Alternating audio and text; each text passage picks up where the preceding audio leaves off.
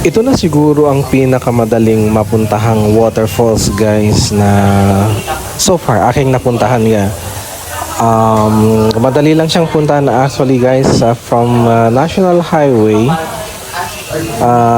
Yung starting point hanggang dito ay nasa ano lang guys, mga siguro 2 kilometers lang approximately yung aking approximation, since ako isang probinsyano at sanay sa lakaran.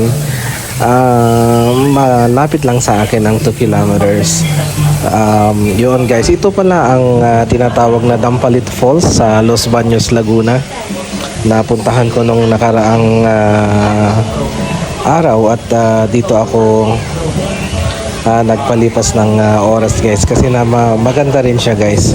Actually ayon sa mga na-share ng mga nakapunta na dito ay at review, maganda yung Dampalit Falls guys.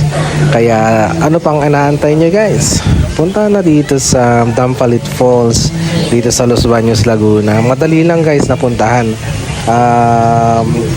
Basta National Highway yung sa may DNR, doon kayo bumaba, galing from Manila to Los Baños. Yon, madali lang puntahan ito guys.